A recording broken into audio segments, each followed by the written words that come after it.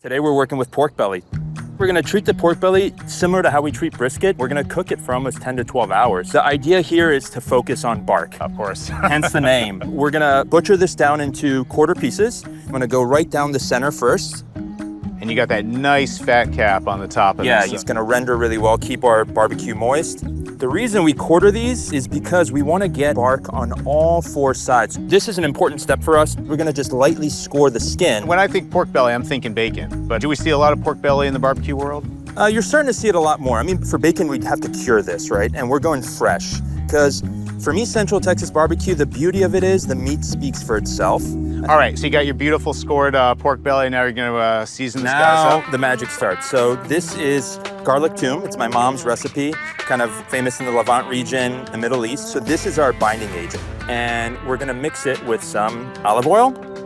And a lot of brisket would use mustard as a binding agent. So people use mustard, but for me, this is our signature. That's the beauty of barbecue nowadays. It's a love language that you can see in any part of the world. So we're gonna move on to seasoning now. Awesome. Looks like we have a little pork rub right there. Yeah, so unlike brisket, where it's just salt and pepper, with pork, we can do a little bit more flavor. So we make this in-house, and we've got some brown sugar in this.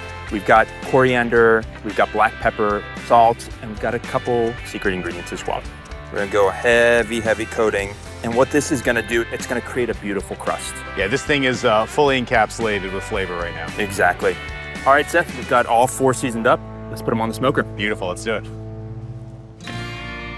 All right, we got a couple monster smokers here. This is our 1,000-gallon Moberg smoker. It's called an offset smoker. So firebox is over there, and it's pulling through using convection heat. It's definitely getting pulled through because as soon as you open that lid, getting a lot of it right in the face, but it's just such a great smell. Yeah, and your closet's gonna smell like it tonight. So these are gonna cook for about 12 hours. We don't wanna cook it too fast so it doesn't get tough. And I see we got the wood close at hand. What are you working with here? We cook with white oak. No shortcuts when it comes to barbecue. No shortcuts, no gas, no electricity, just wood. All right, Seth, we're gonna close this up so these can cook, but I'm gonna show you what else we've got on the smokers. Awesome. Take a look. Smoker number 2. Smoker number 2. Oh, yeah. All right, some more bark right here. Some more bark here and here. So we've got our briskets that went on at 5:30 this morning. We kind of judge barbecue by how many espressos we have in the day. So we start at 5:30 with one, we've got one at lunch, and then we've got one at night when we're about to go home. So it's an all-day affair. And probably dream about barbecue? Dream about barbecue and espresso. Yeah. All right, I've got one more meat I want to show you. So this is something special. So our ribs, most people like to cook them whole. We actually butcher them into individual bones. We want bark on all four sides. Bark everywhere here. Bark everywhere. And so right now they're braising. And so these are gonna get nice and tender. And right before serving, we're gonna glaze these with a little bit of a Korean gochujang glaze. So some honey in there as well. They'll be nice, tacky, smoky.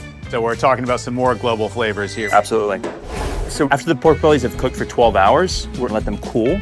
It's gonna help us slice those.